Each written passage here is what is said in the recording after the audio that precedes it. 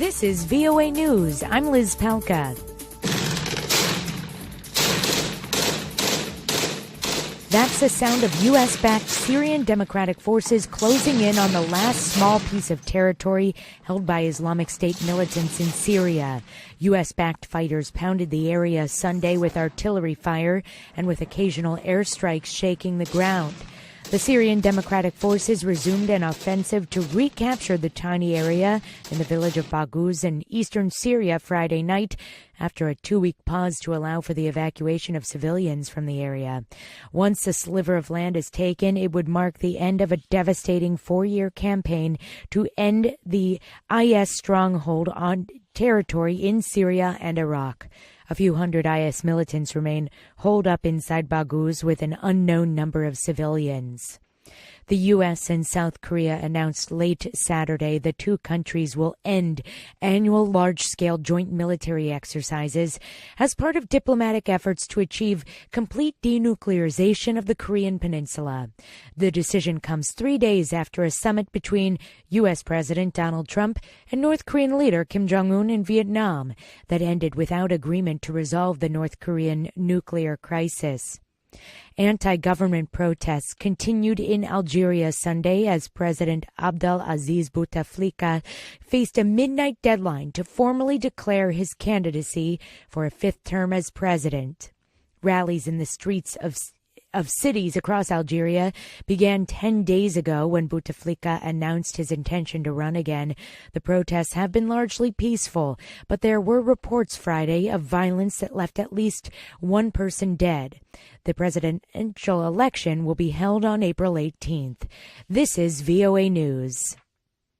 According to officials, a court in Garowe, Somalia on Saturday sentenced 5 male teenagers to death for the gang rape of a 16-year-old girl in Galkayo last month. The deputy attorney of Puntland's High Court pointed out the rape case trial happened hours before the gang rape and murder of a 12-year-old girl in the same Galkayo town. 4 men have been arrested in that case. The deputy attorney said Saturday's sentence was meant to be both a lesson and final warning for other potential rapists. Afghanistan has given $1 million to the main UN program for Palestinian refugees. Here's more from AP correspondent Zaria Shakali. Afghanistan's ambassador to Turkey presented the donation to the commissioner of the UN Relief and Works Agency in an Istanbul ceremony. Turkey's foreign minister, who hosted the meeting, congratulated Afghanistan for the donation. Mevlut Çavuşoğlu said that despite the hardships suffered by the Afghan people, their country has shown the most beautiful example of international brotherhood with this noble act. I'm Zaria Shakali. Last August, the Trump administration announced it was cutting U.S. funding for the agency. Voters in Estonia are going to the polls Sunday for a parliamentary election. About 26% of eligible voters have previously cast their ballots online. This voter said she missed the online voting cutoff. I think it influences our state, our country. And I came here because I forgot to vote at the right time through the e-system. Electronic voting pioneer Estonia was the first country in the world to use online balloting for a national election in 2005.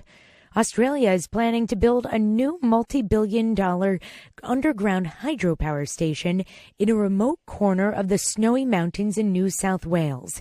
It's a huge and complex engineering task, and could generate electricity for 500,000 homes. From Sydney, Phil Mercer explains. Here is how it would work.